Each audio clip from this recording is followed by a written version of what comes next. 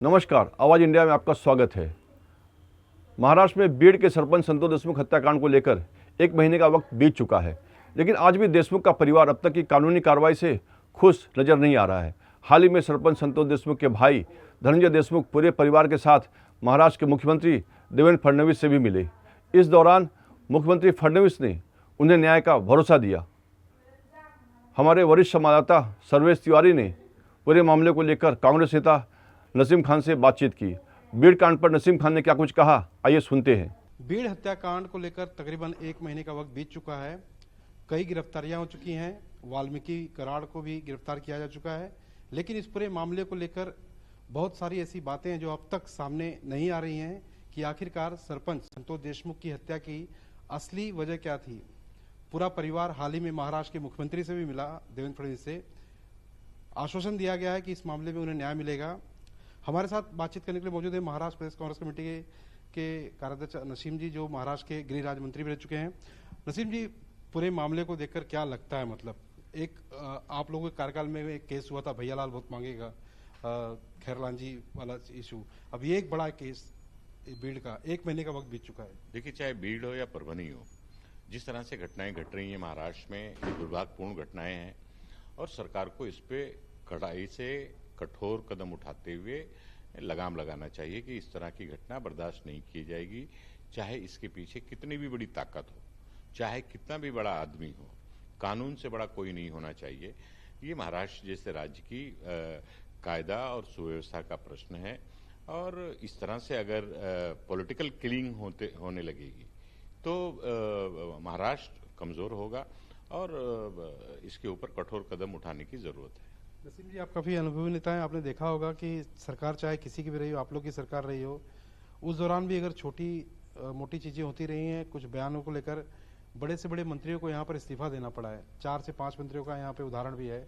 AR अंतुल्य की बात करें, RR पाटिल की बात करें, लेकिन जिस तरह से महाराष्ट्र के कैबिनेट मंत्री धनंजय मुंडे का इसमें नाम आ रहा है, पूरा बीड़ इस समय धनंजय मुंडे के इस्तीफे की मांग कर रहा है। महाराष्ट्र के मुख्यमंत्री तक ये बात पहुंची है।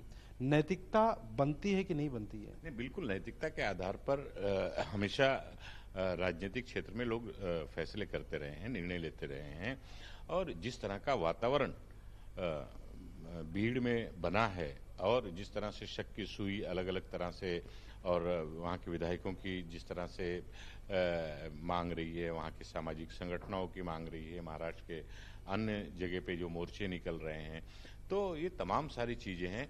कांग्रेस के जमाने में अगर किसी के ऊपर आरोप भी अगर सीरियस आरोप लगता था तो भी उसको नैतिकता कार्यकाल में ज्यादा इस्तीफा हुआ है, नैतिकता के आधार पर राजीनामा स्वयं चाहे मुख्यमंत्री हो, मंत्री हो, ये देते थे। लेकिन आज की जो महायुति की सरकार है या भारतीय जनता पार्टी की सरकार में नैतिकता कहाँ रही है? आप देखिए, चाहे महाराष्ट्र की सरकार की बात हो या केंद्र की सरकार की बात हो, आरोपों का पुलंदा है, एविडेंस है, प्रूफ है, भ्रष्टाचार में लिप्त पाए गए लोग हैं, उसके बावजूद कहीं कोई नैतिकता नाम की चीज दिखाई नहीं देती और इस दल से नैतिकता की उम्मीद नहीं की जा सकती। अमित शाह ने तलब किया था अजित पवार को कल मिलकर आए। ऐसा कहा जा रहा है कि ये पूछने के लिए बुलाया गया था कि इस मामले को लेकर धनंजय मुंडे का इस्तीफा क्यों नहीं लिया जा रहा है। कुछ अलर्ट मोड पर भी उन्हें डाला गया। अजित पवार लौटे, हालांकि कुछ उन्होंने बयान नहीं दिया है। As a politician leader, Congress के नेता है आप, क्या महाराष्ट्र की संस्कृति को बरकरार रखने के लिए, महाराष्ट्र की राजनीति को बरकरार रखने के लिए, नैतिकता को बरकरार करने के लिए धनंजय मुंडे का इस्तीफा देना कितना लाजमी है? देखिए, मैं धनंजय मुंडे का इस्तीफा की मांग नहीं कर रहा हूं, लेकिन नैतिकता की जब बात आती है तो नेताओं ने, या मंत्री हो या नेता हो, बड़ा नेता हो, उसने अपने पद का त्याग करना चाहिए ताकि एक नैतिकता बनी रहे, लोकतंत्र बचा रहे। उसके बाद अगर उसके जांच में कहीं कुछ नहीं है तो फिर से मंत्री बनाया जा सकता है। तो इस तरह के बहुत सारे उदाहरण माजी में और इसके पहले हुए हैं। आप देखिए कि एक छोटा सा आरोप अशोक चौहान जी के ऊपर लगा था और तुरंत मुख्यमंत्री के पद से रिजाइन कांग्रेस पार्टी ने, कांग्रेस की अध्यक्षा ने साफ कहा कि तुरंत आप राजीनामा दो। विलासराव देशमुख जी के ऊपर 26/11 हुआ, को लगे ताज होटल में, उसके ऊपर उन्होंने मुख्यमंत्री पद से राजीनामा दिया। ये नैतिकता का इसे नैतिकता कहते हैं। गृह मंत्री हमारे देश के शिवराज पाटिल जी थे, उनको राजीनामा लिया गया था।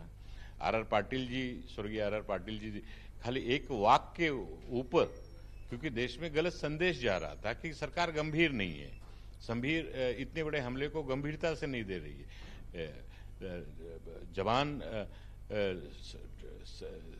जो जिस तरह से स्लिप ऑफ टंग होता है उस तरह से स्लिप ऑफ टंग उनका हो गया था। हिंदी उनको अच्छी नहीं आती थी तो उन्होंने एक मुहावरा कह दिया था और उसकी बुनियाद पर उन्होंने नैतिकता के आधार पर राजीनामा दिया। तो कुल मिलाकर नैतिकता सबसे बड़ी चीज है राजनीतिक क्षेत्र में और ये बरकरार रहनी चाहिए। एक और सवाल की संजय गायकवाड़, नीतीश राणे, अजित पवार महाराष्ट्र मुख्यमंत्री, हाल ही में इन तीनों ने अलग अलग बयान दिया महाराष्ट्र की जनता को लेकर। इसी जनता ने उन्हें चुनाव जीतकर इन्हें महाराष्ट्र की सत्ता पर बैठाया, लेकिन जिस तरह से महाराष्ट्र के मतदाताओं को कि तूने मेरे को वोट दिया तो इसका मतलब तू मेरा मालिक नहीं है, संजय गायकवाड़ का बयान कि दारू परोसना, नीतीश राणे का अलग अलग चीजों से, किस तरह से देखते हैं एज ए पॉलिटिशियन? देखिए, इन सब नेताओं को घमंड आ गया है और ये सारे लोग लोकतंत्र का और महाराष्ट्र की जनता का मजाक उड़ाते रहते हैं।